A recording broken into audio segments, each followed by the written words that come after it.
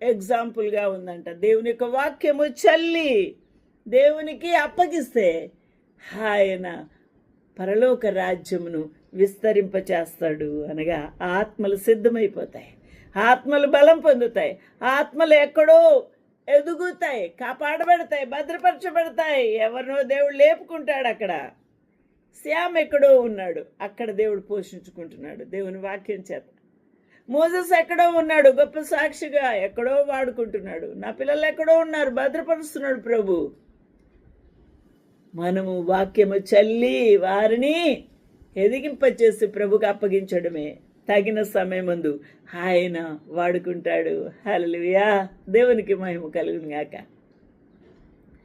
కళ్యాణ్ వాళ్ళ బ్రదర్ కోసం వాళ్ళ మరి తోటికోడలు మా ఇంటికి వచ్చేటప్పుడు ఎన్నోసార్లు ప్రార్థన చేశాను. ఆ డైనింగ్ టేబుల్లో ఇటు అటు కూర్చొని ఎన్నోసార్లు ప్రభు పాదాల దగ్గర కన్నీళ్ళు విడిచాము, హృదయం విప్పుకొని ప్రభు పాదాల దగ్గర అడిగాము. ఈ రోజున ఎక్కడున్నారు వారు?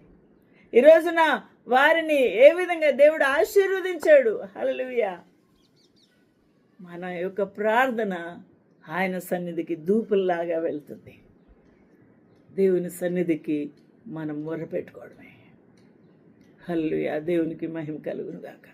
దేవుడు గొప్ప కార్యాలు చేసేవాడు. పరలోక రాజ్యము అంత బాగా మరి వ్యాప్తి చెందుతుంది. దేవుని రాజ్యం అలాగే ఉంది అని అంటున్నాడు. కాబట్టి మన జీవితంలో ఏం చేయాలి?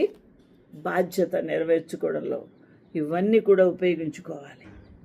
అప్పుడు పరలోక రాజ్యము విస్తరించబడుతుంది. ఇలాగా దేవుని యొక్క రాజ్యమట. ఇక్కడ చూడండి, 2 చేతులు మీరు ఇలా పెట్టుకోగలిగితే, ఇలా పెట్టుకొని నాకులాగా పెట్టుకుంటే ఆ దేవుని రాజ్యము ఇలాగ కట్టబడుతుంది, పైకి ఇలాగ విస్తరిస్తుంది, ఇలాగ విస్తరిస్తుంది.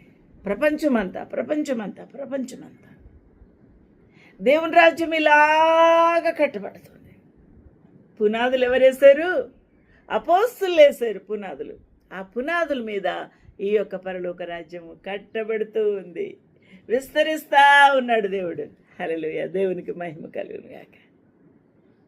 అయితే ఈ విస్తరణ అనేది దానంతటా అదే.